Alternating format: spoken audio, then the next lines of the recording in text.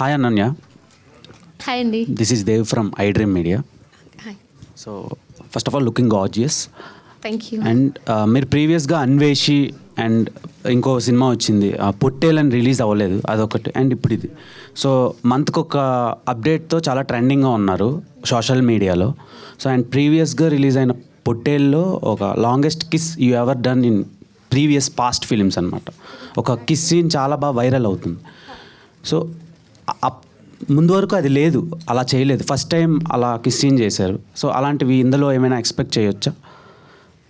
చాలా రకాల questions expect చేశాను కానీ ఈ క్వశ్చన్ ఎక్స్పెక్ట్ చేయలేదు, మర్చిపోయాను దాని గురించి. బేసిక్లీ ఆ కిస్ సీన్ ఆ ఫిల్మ్కి ఎంత నెసెసరీ అనేది మీరు ఆ సినిమా మేబీ ట్రైలర్లో కానీ లేకపోతే ఆ సినిమా రిలీజ్ అయినప్పుడు ఆ సినిమా ప్రెస్ మీట్లో దాని గురించి మాట్లాడుకుందాం. But it is very important for that film, అందుకని చేశాను నేను.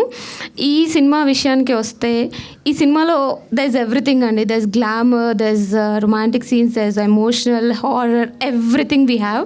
సో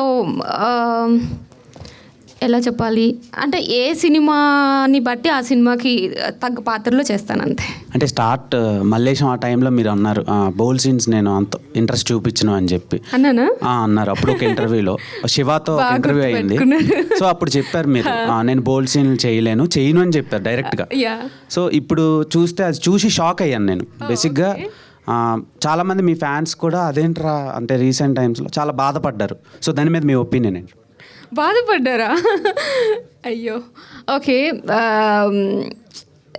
యాక్చువల్లీ ఒక మనిషి ఎవాల్వ్ అవుతూ ఉంటాడండి ఎవ్రీ 6 monthsకి, ఎవ్రీ 1 yearకి. ఆ ఎవాల్వ్ అయ్యే ప్రాసెస్ లేకపోతే అక్కడే మన గ్రోత్ అనేది ఆగిపోతుంది.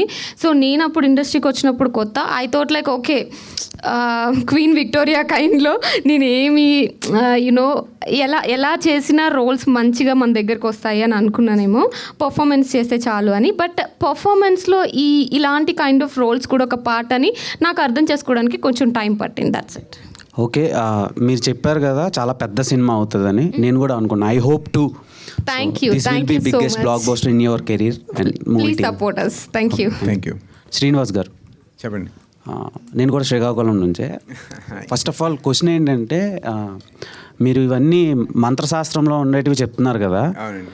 ప్రీవియస్గా పొలిమేర, విరూపాక్ష అని, పొలిమేర అని, పెండం అని కొన్ని సినిమాలు అంటే లాస్ట్ ఇయర్లో ప్రతి సీజన్కి ఒక హారర్ జానర్లో వచ్చి మంచి సక్సెస్ అయినాయి. అవునండి. సో ఇలాంటి సినిమాల వల్ల కొంచెం నెగిటివ్గా కూడా ఇంపాక్ట్ ఉంటుంది కదా ఆడియన్స్ మీద. ఒక సెట్ ఆఫ్ ఆడియన్స్ వరకే థియేటర్కి వచ్చి చూడగలరు. అవునండి. అందరూ రావడానికి కొంచెం ఇబ్బంది పడతారు. అండ్ టీవీలో సక్సెస్ఫుల్గా రన్ అవుతాయి ఇలాంటివి. సో దాని మీద ఒపీనియన్ ఏంటి? అండ్ ఈ స్క్రిప్ట్ని ఎంచుకోవడానికి రీజన్ ఏంటి? నేను రీజన్ చెప్పానండి. ఎందుకంటే I want to throw some light on మనదైన తంత్రశాస్త్రం మీద. సో అది ఇంట్రెస్టింగ్ ఉంటుంది యాక్చువల్గా.